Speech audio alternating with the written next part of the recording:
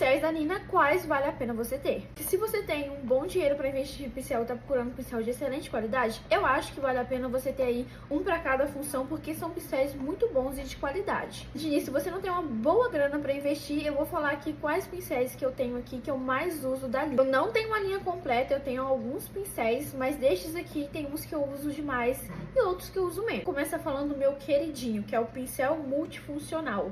E realmente, ele é multifuncional, ele tem várias funções.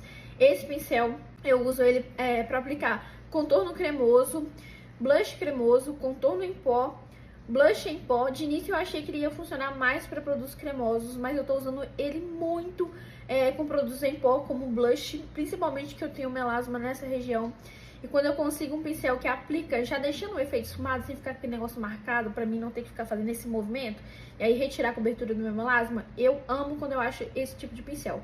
E esse funciona super, eu consigo aplicar dando batidinhas, e o blush em pó já fica aplicado de uma maneira esfumada, ele não fica marcado, sabe? Além dessas funções, eu às vezes quando eu não quero sujar outro pincel, tô com ele aqui na mão, eu venho aqui no iluminador com essa pontinha dele aqui, ó, e aplico assim.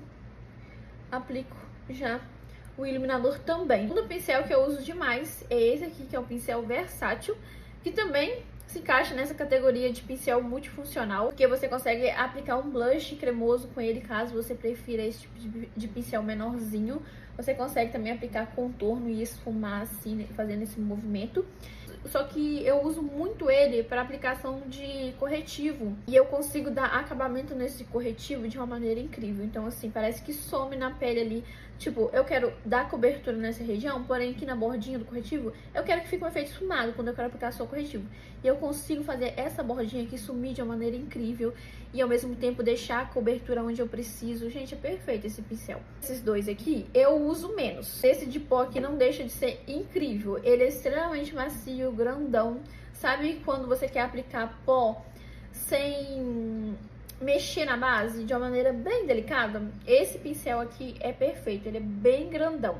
Por que eu não uso tanto ele? Porque eu tenho vários outros pincéis de pó também grande, então não é um que dou preferência ali no meio dos meus pincéis para usar, mas é perfeito. Se você tá procurando um bom pincel de pó e quer investir num bom pincel de pó, é maravilhoso. Esse aqui parece o de pó, porém menor. Eu comprei ele para aplicação de blush porque eu gosto de usar blushes com esse pincel mais fofinho, porque como eu falei, eu consigo aplicar já deixando o efeito esfumado, sem ter que ficar fazendo esse movimento aqui para não retirar a cobertura dessa região. Então eu sempre gosto desses pincéis mais fofos.